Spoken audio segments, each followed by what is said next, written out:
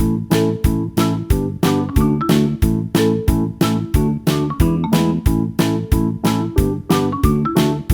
बच्चों, कैसे हैं आप सभी?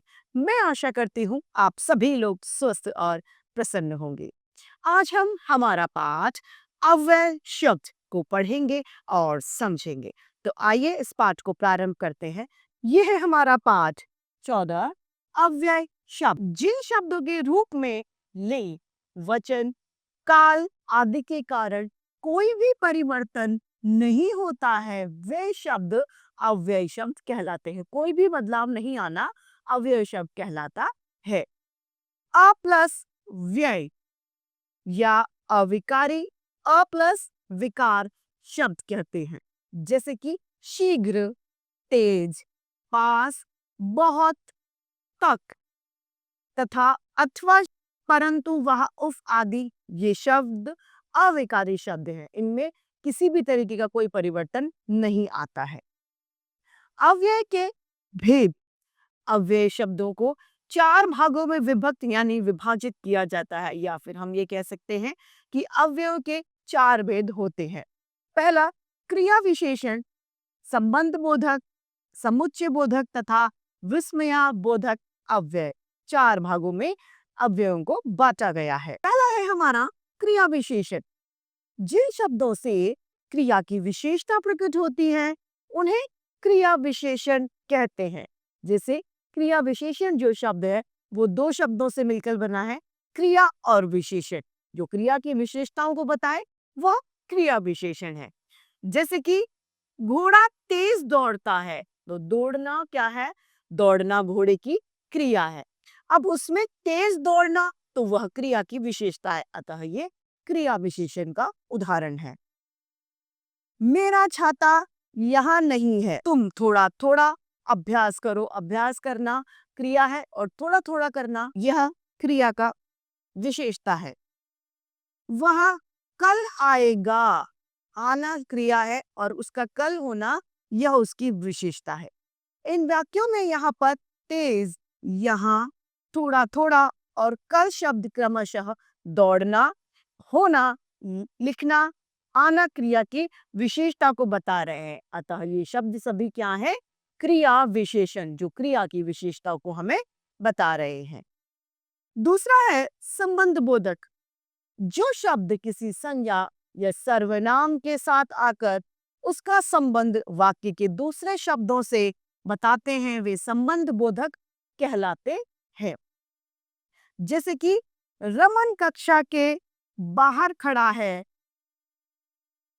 सड़क के किनारे एक अस्पताल है, पेड़ के नीचे मोर बैठा है और विद्या के बिना मनुष्य पशु है। इन वाक्यों में के बाहर रमन और कक्षा में संबंध को बता रहा है। के किनारे तो सड़क और अस्पताल के बीच में यह संबंध को हमें बता रहा है। के नीचे या मोर के पेड़ के संबंध को यहाँ पर दर्शा रहा है, बता रहा है। और के बिना विद्या और मनुष्य का संबंध यहाँ पर बता रहे हैं। अब है हमारा समुच्चय बोधक। जो शब्द दो या दो से अधिक को शब्दों या उपवाक्यों को आपस में जोड़ते हैं वे शब्द समुच्चय बोधक कहलाते हैं।